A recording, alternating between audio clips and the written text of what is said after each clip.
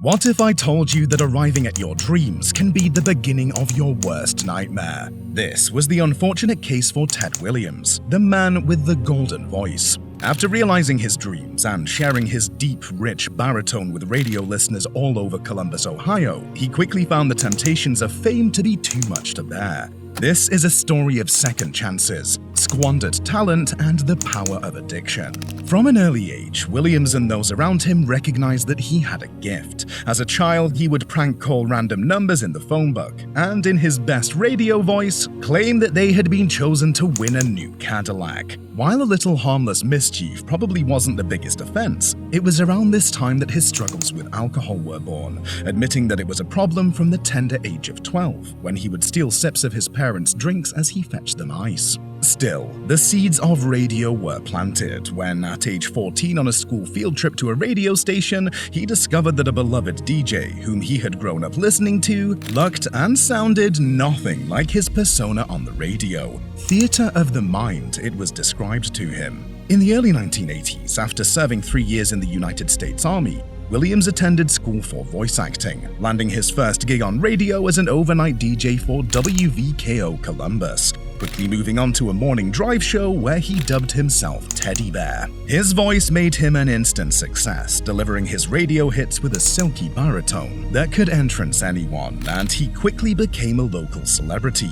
This microwaved fame, however, would prove too much for Williams, as he became caught up in women, booze, and drugs, according to his ex-wife Patricia Kirtley. Everything spiraled out of control around 1986, leading up to being evicted from his home in 1994. During this time, he was the subject of at least 7 arrests, being booked for everything from drug possession, theft, escape, and robbery. He was no stranger to prison, having done a short amount of time at the age of 21 when he was caught stealing from his father.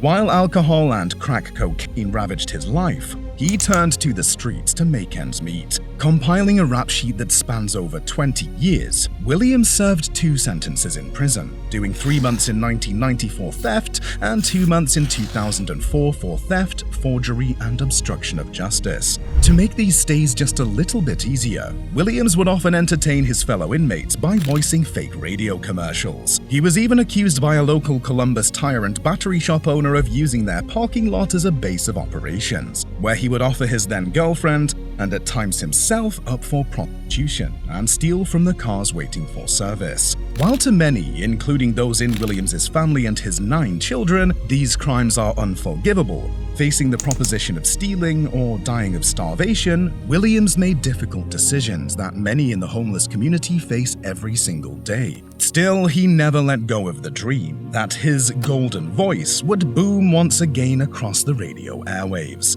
This is where we and the world meet Williams. Broke, homeless, standing on a corner, addiction kicking my butt. My family had all but given up on me, Williams told NBC News.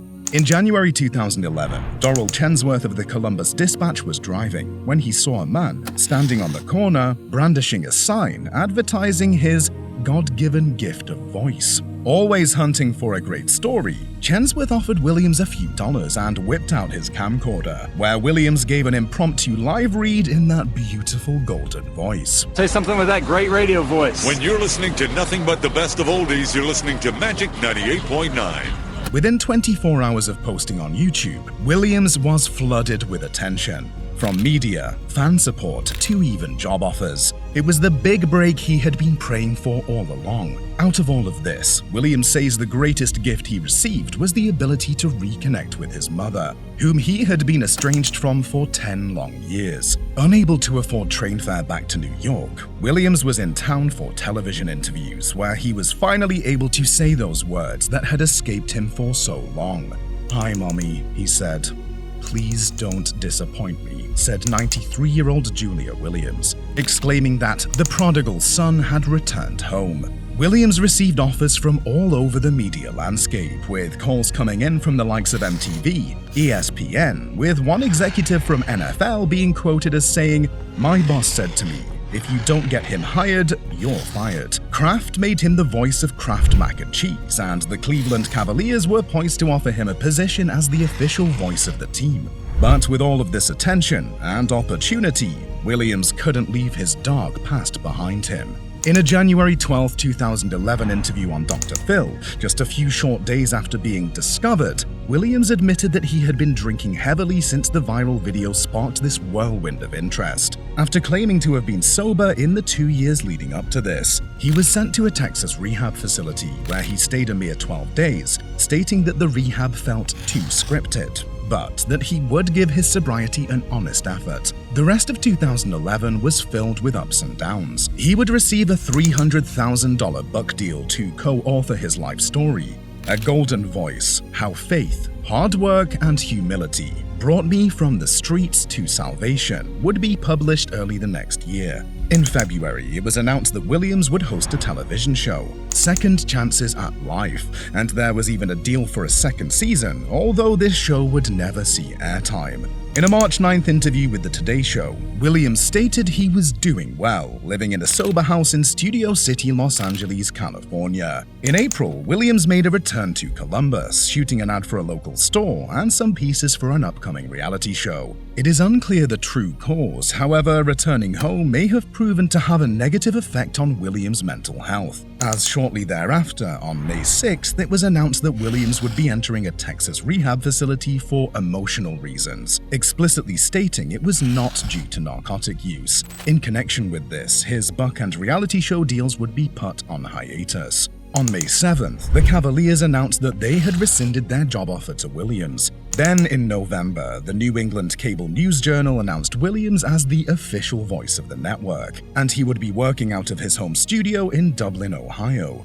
Soon thereafter, he would voice the Kraft Voice of Golden Love YouTube campaign, making a return to the brand, which he had once called his crowning achievement. Along with this, the publishing of his book and a Today Show appearance in which he stated he had been clean for 1 year and receiving steady work, it seemed that things finally started to turn in Williams' favor. But even when it seemed he was on the rebound, work came slow and sporadic for Williams. He was able to voice a commercial for Pepsi that made a Super Bowl appearance in 2015. That same year, it was announced that he would be returning to WVKO, the station where it all started, to once again host a morning drive show. Although, as of April 2016, Ted Williams and the Golden Voice was no longer part of the station's programming.